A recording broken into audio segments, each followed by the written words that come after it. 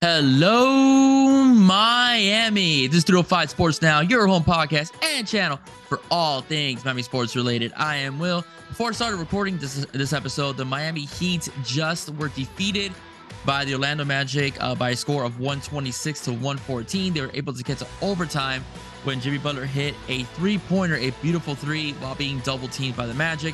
But unfortunately, turnovers and missed shots, and I'm not gonna lie, pretty good defense laid out by the Magic led to the Heat's demise. Okay, so I just want to get that out the way in terms of tonight's game within the Miami Heat and the Orlando Magic.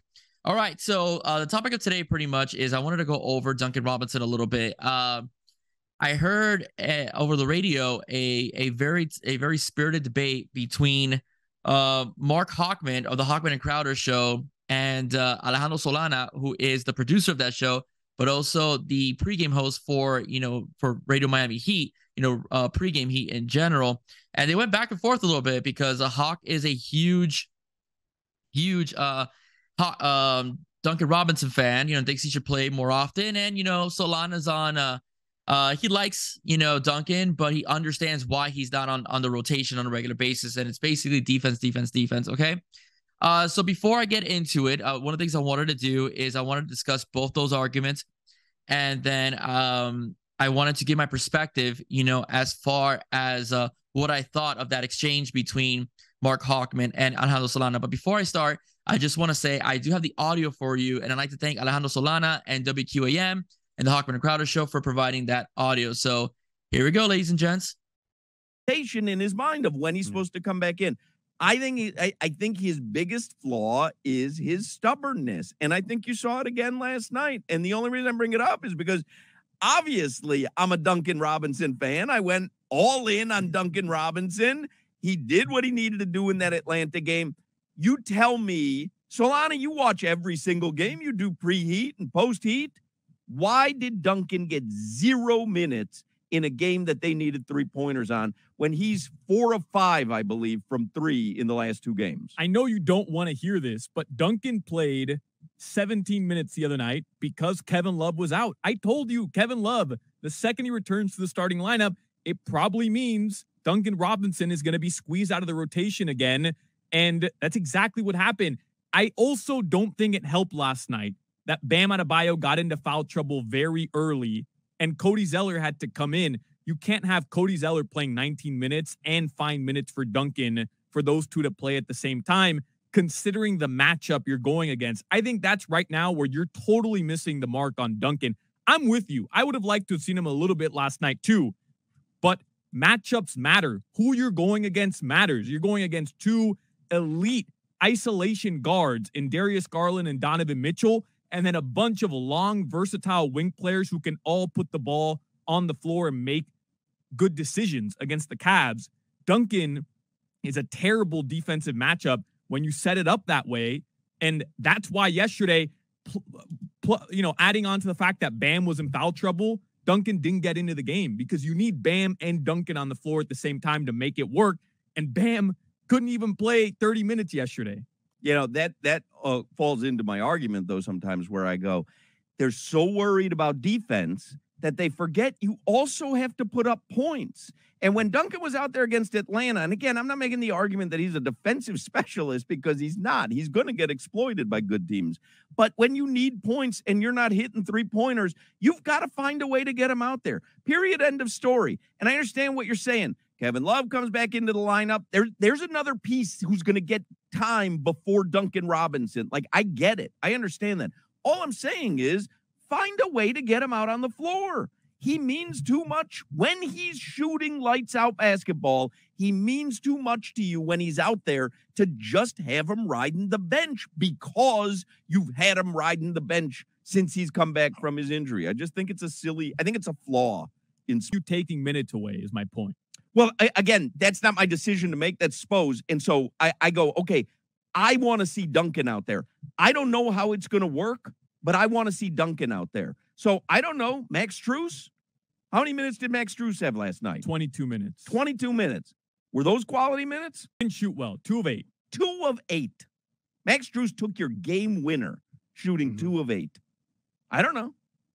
Half those 22 minutes, could they have been better spent by Duncan? I don't know. To you, Gabe Vincent, 18 minutes, 0 points. Victor Oladipo, 32 minutes, 9 points. Caleb Martin, 30 minutes, 4 points. Zeller, 19 minutes, 3 points. Those people, those minutes just added up. Those are a lot of minutes. Duncan couldn't grab 10 of those minutes from somebody, Solana. And I'm not getting on you. I'm just saying, like, there's a lot of minutes. And that's my point. Obviously, there's a lot of minutes without any points being put up. And so you need points. You need scoring last night. And I think Duncan can give you that in rapid fire. So, I just didn't get it. By the way, I'm not even saying Hawk is totally wrong. I wanted to see Duncan yesterday, too. I just understand that maybe he was going to go to him late in the first quarter as he did against Atlanta. Bam's not in the game. Bam's in foul trouble. Well, we can't go to Duncan now. You already have Zeller on the floor. You have Kevin Love on the floor. You're going to put Duncan in with Gabe Vincent and Caleb Martin. Like, that's a tough defensive matchup to put your team in against a team that has guys that can go off at any moment. Well, like, put in Yurt. Go Yurt and Duncan. Go Yurt and Duncan. Yeah. I mean, that sounds good until those two go minus 12 in 6 minutes again. But they lost. That's my argument. Like, right, you keep going, but if you did this, they might lose. They lost. But they lost yesterday not because Duncan didn't play. They lost because they turned the ball over the most times they've done all season, 24 times, and they gave up 29 points off those turnovers. And so when you give up a lot of points off turnovers, what do you need in return? You need to match those points. You need to get those points back somehow. That's all I'm saying. You know, but isn't this thing with Duncan a chicken and the egg? Yeah, 100%. He needs to score more, but he's going to let up more points. Right. But if he's in the game, we can slow him down, but we can't score no damn points. And you know what? We might have answered it for Spo right now. Hawk, what does he value more, points or defense? And if you want to do that the scale, he's going to outweigh it on the defense side. I'm with you. It's just my point. The ultimate thing that he values is wins over losses. So for me, it's hard to argue that Duncan shouldn't have been out there last night because they ended up with an L. All the things that you're nervous about putting Duncan in because of didn't matter. They lost. Yeah. So, it bolsters my argument because I can pretend that they didn't lose. Like, maybe they lose by 18 with him out there. I don't know. I have no idea. All I know is I saw Duncan do in 17 minutes against Atlanta what you want him to do. I mean, it's exactly why he's there. For him not to get a minute last night, I thought was ridiculous. But regardless. It's just funny, though, that and I'm not hating on Duncan. I told you. I would have liked to have seen him yesterday, too. But it is funny that he goes 4 or 5 over 2 games, and we're acting like he's prime Michael Jordan. No, I'm not, though. I'm not, though. All right, guys, there you have it. Once again, thank you so much for WQAM and the Hochman and Crowder Show providing that audio. And thank you so much for Alejandro Solana for also helping me obtain the audio to be able to bring it to you guys here at 305 Sports Now. Pretty much, I just have to say a few things about that exchange. Okay, it was a nice exchange. You know, if you guys have ever listened to that show on radio or watched it on YouTube or watched the clips of it on YouTube, it's usually pretty, it's a pretty fun show where they do discuss sports, but they also go a lot of lighthearted and so on. That is one of the few times I have ever seen or heard Hochman and Crowder and Solana really engage, so on deeply in a debate over substitutions in general and rotations that the Miami Heat or any team, whether it's the Dolphins, Heat and Canes and stuff like that, have ever brought together. So, and Solana being, the resident Heat expert on that show because he does the pregame show, they wanted his take. And Hawk's take, basically, just to sum it up, is that if you're losing and no one on the bench is pretty much producing 3-point shots or producing scores, just sum it up a little bit, you should just have the guy in the game. The other game in particular against the Hawks, he went 3 for 4, so on from 3-point land. So he's proven that he could be an effective 3-point shooter. He had more than 12 points, more than a dozen points, in his last appearance. And then the next game, he got 0, in a loss to the Cleveland Cavaliers after they had beaten the Hawks. And so that's Hochman's argument. It's like he doesn't understand why Spoelstra is so stubborn. Solana takes a different approach. He's a Duncan Robinson guy in the sense he wishes to see him out there, but he understands why he's not out there. Okay, if Kevin Love is in the rotation, Duncan will not get minutes. Pretty much how the rotation works. Okay, and Kevin Love does other things than Duncan Robinson just doesn't do, like i.e. play defense or rebound. But one of the things I do want to say is I am a completely, not because he's a friend of the show, but I'm a completely 100% in agreement with Solana. Okay. I do think that the defensive side of Duncan Robinson is what prohibits him from being a regular on the rotation. When he was in his heyday, when he came in and he was producing in 2019, 2020, his defense wasn't much of a liability because he was just lights out from the court. All right. In 2019, 2020, basically the year that he earned his contract, he shot 47%, and 44% from three. So you can forgive his defense, all right, and assist him, in terms of helping him out with his man, in terms of, rotations and double teams and so on, if he's lighting it up, all right. But as the years have progressed, and that includes this one as well, Duncan Robinson's field goal percentage and 3-point percentage has started to dip, all right. The following year, it was 43%. And he shot 40% from 3-point line. Not bad, but it's still a drop. All right. Then last year, he shot 39% and 37% from three. And not only that, one of the biggest problems Duncan had is that he became a defensive liability. So one of the things about Erik Spoelstra is that Pat Riley mentality that defense wins the championships. All right. Where I completely disagree with Hochman is that he makes it sound, all right, on in terms of this exchange that he had with Solana, that he's automatically going to be lights out in this game. Duncan Robinson matches up very well with the Hawks, right? We saw it in the playoffs last season, and we saw in this previous game, especially with Kevin Love not being out. He doesn't match up well against other teams. He doesn't match up well against the Cleveland Cavaliers because they're long, quick, lengthy, and they're very good defensively. He doesn't match up very well with the New York Knicks because of the same thing. He doesn't match up very well against the Milwaukee Bucks because they're a bigger, they're more physical, and they're a long team and they're very good defensively. Duncan Robinson is a defensive liability. Okay. He can't cover his wingman. They blow by him. He either gets in foul trouble or leaves or man or one of his teammates has to leave their guy, which leaves them exposed defensively. That's a major thing. Okay. So although you're not hitting threes, if you play solid defense, you can cause turnovers, which leads to points. So I want to ask this question in particular, all right? And this is something that, that Solana did bring up, and towards the end of his discussion with Hawk, what does it matter if you're minus 14 when he's out there? And it's absolutely true. If Duncan Robinson, let's say in a small series, scores 6 points, he goes 2 for 2 from three, but when he's out there, he gives up 10, he's -4, all right? So he doesn't help you.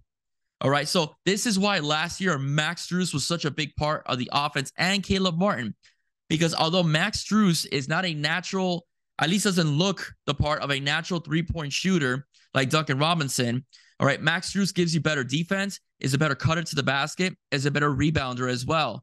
All right, so that's and he's quicker off the dribble. All right, than is Duncan Robinson.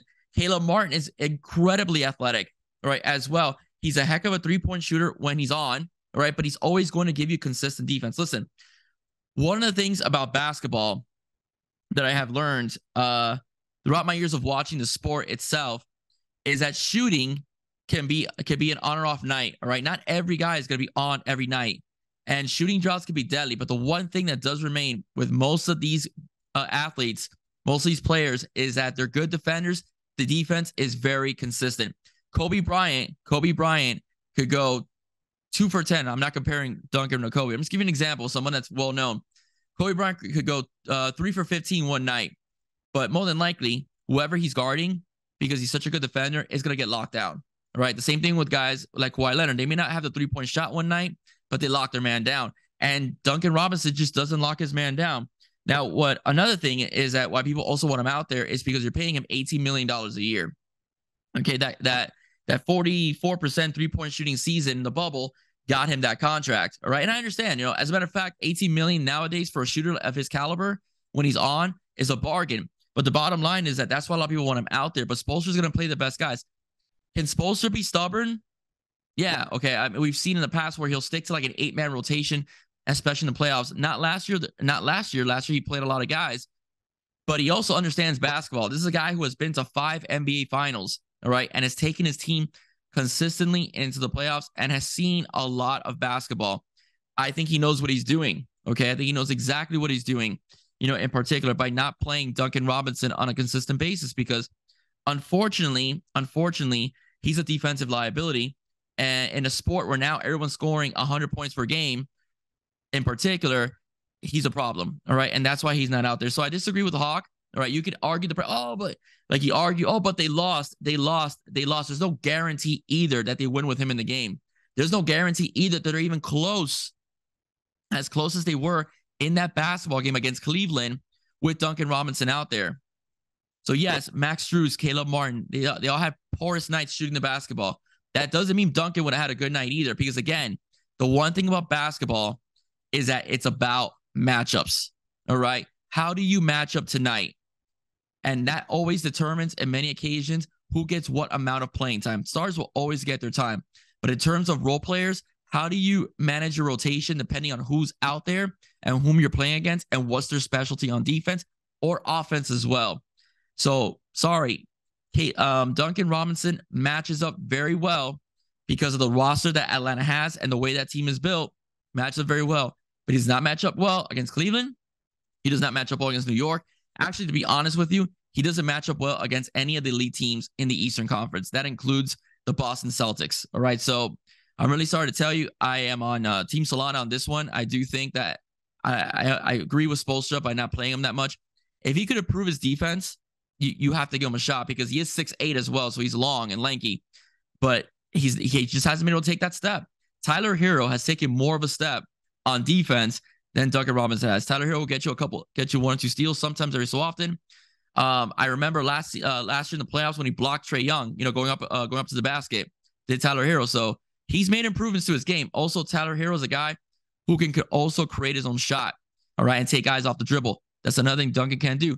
Duncan is capable of dribbling into the paint, but he doesn't scare defenders either. All right. So basically, as of right now, he's a one-trick pony. All right. And that's why he's not out there. All right. He's in terms of shooting, when he's on, he's on. But defensively, he's a liability. And if he's not hitting guarantee like 7 3-pointers a game, 8 3-pointers a game, you won't see him out there. Has to be consistent. You will not see him out there, and you'll continue to see Victor Oladipo, who at times does frustrate me. Victor Oladipo, Max Strus, and Caleb Martin. Why? Because even when they're off, in terms of their offensive game, their defensive game is usually on point. All right? That's all I'm saying. All right, everybody, that's it for me. If you like what you heard, please do not forget to like, share, and subscribe to 305 Sports Now. And please listen to the Hawk and Crowder show if you can on Odyssey. Also, if you want to watch some YouTube clips of them, I will have some in the description box in the bottom as a big thank you for letting me use their audio. Everybody, stay safe. God bless. See you soon. Go Heat.